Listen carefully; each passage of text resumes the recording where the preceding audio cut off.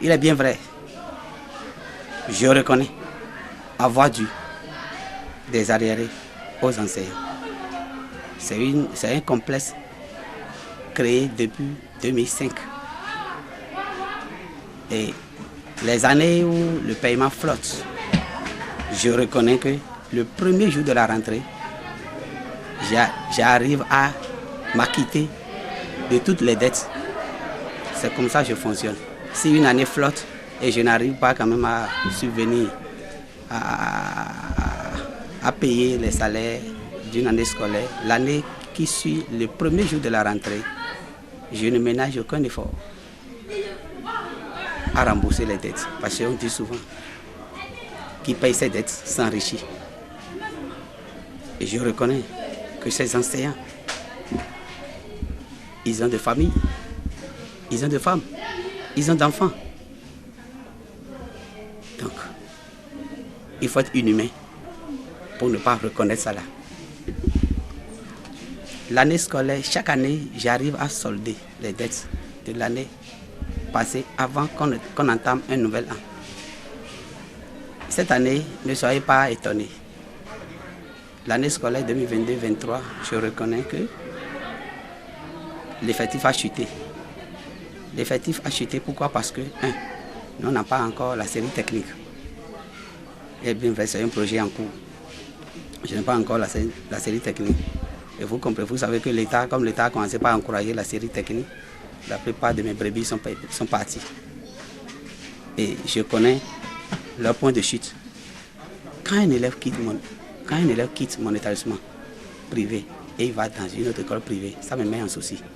Je me demande, certainement, ces attentes ne sont pas comblées. Mais quand un parent quitte mon école privée et va dans une école publique, je reconnais que c'est qu'il n'a plus les moyens. Donc, j'ai fait cette étude statistique-là. Je connais le nombre d'élèves qui sont partis du complexe scolaire d'Israël. La plupart d'entre eux sont allés dans les séries techniques. Quelques-uns seulement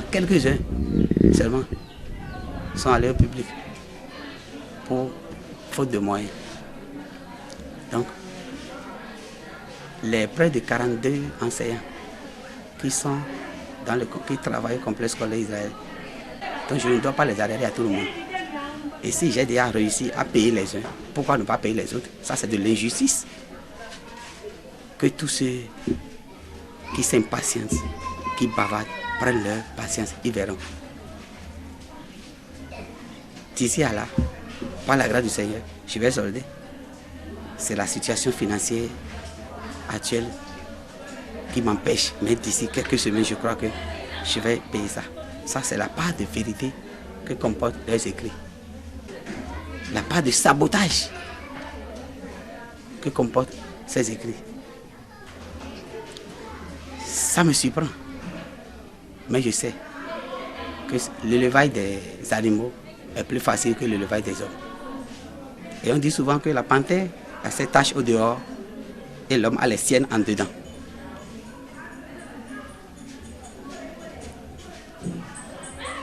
Comment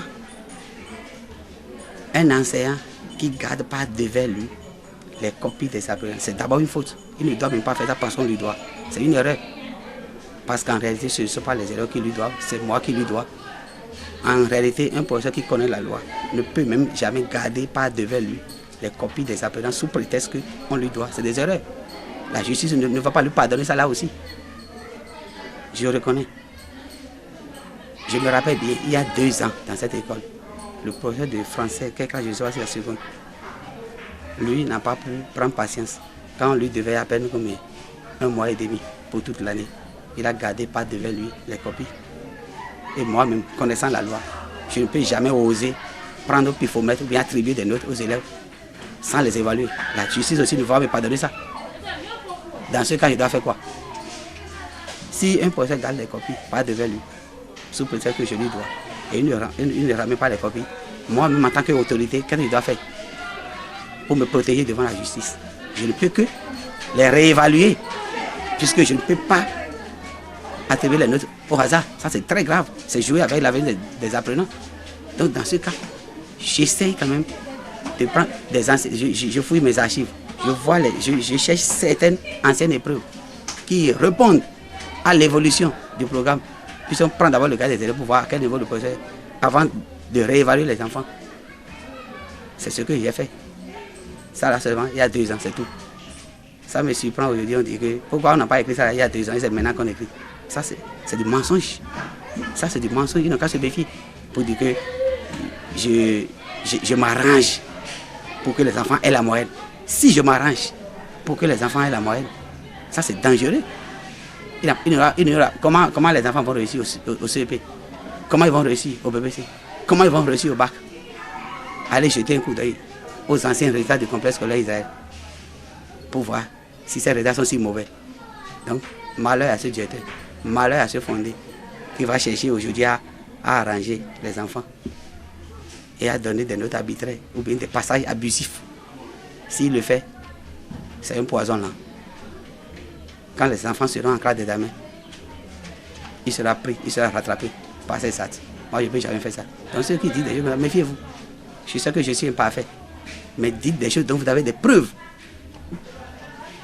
Ça fait 1. 2. J'ai aussi appris qu'on dit qu'il y a certains élèves qui sont en classe de 3e et normalement ils devaient être en classe de 4e. Si je dis max, et je m'arrange, j'arrive à escroquer les parents et je les mets en classe de 3e. Si je fais ça, comment je peux présenter à l'examen ceux-là? Comment je peux les présenter au BBC? Ils ne peuvent pas aller au BBC. Si déjà si je dis max, ils sont en 4e. Si moi je les mets en 3e, est-ce que dans ce cas, ceux-là peuvent aller au BBC? Par quelle magie? Par quelle stratégie? Par quelle magouille? Parce que ceux qui disent ça, j'arrive même à corrompre alors les autorités. C'est grave. Ils n'ont qu'à se méfier. Ils courent des risques de prison.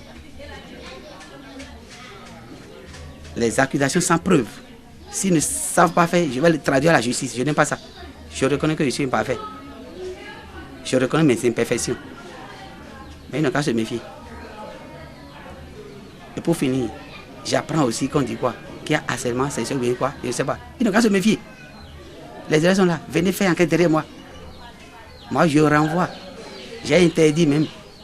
Et j'ai aussi mes canaux d'information au niveau des élèves et au niveau des enseignants. J'ai mes secrets. J'ai mes manières d'enquêter. J'ai le châtiment, l'harcèlement sexuel est un délit en milieu scolaire. C'est interdit par la loi. Donc, malheur, qui est celui-là? Moi, j'ai englouti des millions ici. C'est des millions. Ce qui est ici, ce n'est pas affaire de 30 millions.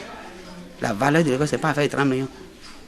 Et donc, comprenez facilement que je ne peux jamais accepter de tels actes dans mon école qui va ternir l'image, ou bien qui va aboutir à la fermeture de l'école, ou bien qui va m'amener en prison. Jamais. La Bible n'a pas dit d'aimer son prochain plus que soi-même. Il n'y a pas celui-là à qui je vais pardonner cette faute. Donc, ceux qui disent des choses, méfiez-vous. Ils n'ont qu'à venir faire enquête.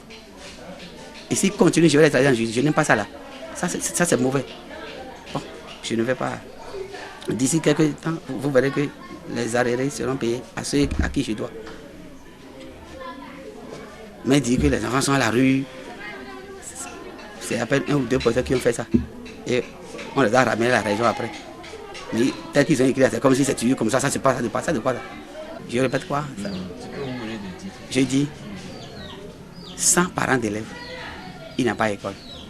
Également 100 enseignants, il n'a pas école. Dans ce jeu-là, donc il faut que je sois un peu prudent.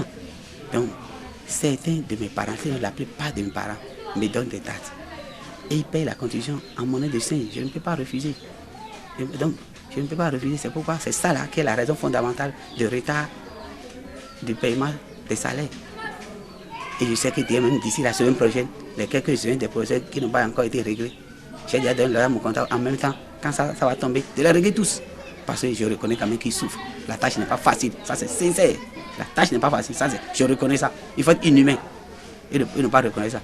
Les quelques enseignants à qui on doit un peu d'arrêt, j'ai dit, ils sont près de 42. Ceux à qui je dois d'arrêt ne dépassent pas une vingtaine. Et je sais que le montant total ne va pas dépasser à peine 600, 700, au plus ça. On va les payer tous. Ils n'ont qu'à prendre leur mal en passant, ils vont voir.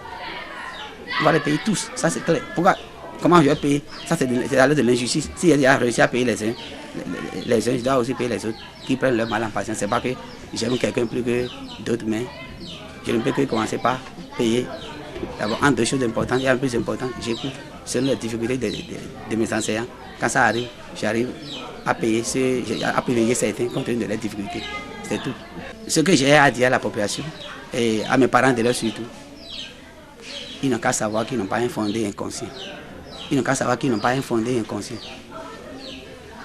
Je prie Dieu, que Dieu les bénisse aussi. Que aussi, ils cessent d'engloutir de l'argent dans la cérémonie aussi. Puis voilà aussi une erreur ancestrale. Il y a certains de mes parents qui engloutissent l'argent dans la cérémonie et payent 100 francs pour BIC. Pour leurs enfants, c'est un problème. Je vois comment ils s'uniformisent. Avec leur chapeau là, ils s'uniformisent. Donc, je prie pour que les parents se rappellent de moi, que Dieu les bénisse et qu'ils se rappellent également de moi et qu'ils savent que l'enfant a une banque et qu'il faut mettre son argent dans une banque pour recevoir avec intérêt au soir de sa vie. S'ils peuvent comprendre ça, ils vont vite m'aider et ils vont me jeter bien vite de mes enseignants qui s'irritent aujourd'hui. Donc, il n'y a pas vraiment patience, je ne suis pas un inconscient. Je comprends vraiment que la tâche n'est pas facile. Enseigner, c'est pas facile. Ça, c'est sincère. Donc, prendre patience et tout sera réglé d'ici à là. Okay. Et quand je serai prêt, je vais vous appeler pour dire j'ai déjà réglé de mener encore votre investigation pour voir si aujourd'hui je dois encore quelqu'un. Merci beaucoup. Et j'implore les autorités de l'éducation béninoise que c'est une confiance que l'État m'a placée en m'autorisant, en autorisant l'école. Et je crois qu'avant que l'école ne soit autorisée, je reconnais que j'ai signé des engagements. Je sais bien. Et rien des engagements que j'ai signés, ne s'était effacé de ma mémoire. J'ai tout ça, qui prennent patience, mais ce n'est pas ce qu'ils sont en train de dire là. Eux n'ont qu'à descendre pour faire leur enquête. Ça, c'est sincère. Donc, ils n'ont qu'à savoir que d'ici à là, je vais régler. Qu'ils ne pensent pas que non. Si on fait ça, ils n'ont qu'à regarder nos anciens résultats d'abord. Si on fait ça, comment ils peuvent présenter les candidats au CEP, au BEC, au BAC? Ça, c'est très grave. Même si les autorités ne disent rien. D'abord, un parent qui envoie son enfant à l'école et ses attentes sont complètes. Il va attendre encore les autorités avant d'enlever son enfant. Donc, il n'a qu'à prendre patience. Donc, c'est pas comme ça. Quel est ce fondé qui ne sait pas ça là? Même si je laisse les autorités, j'ai obligation de résultat. Je dois faire tout possible pour que les parents soient satisfaits. Si c'est nous-mêmes qui donnons les résultats à l'examen, là on peut même faire affaire juste à ce niveau. On fait marquer. Étant donné que c'est l'État qui les évalue, c'est l'État qui donne les résultats. Si je n'ai même pas du sérieux dans ce que je fais, je serai rattrapé. Ça, c'est clair. Donc, que tout le monde se calme et savoir que les gens ils ne font que faire du sabotage. Voilà la part de vérité que comporte les idées et voilà les parts de mensonges.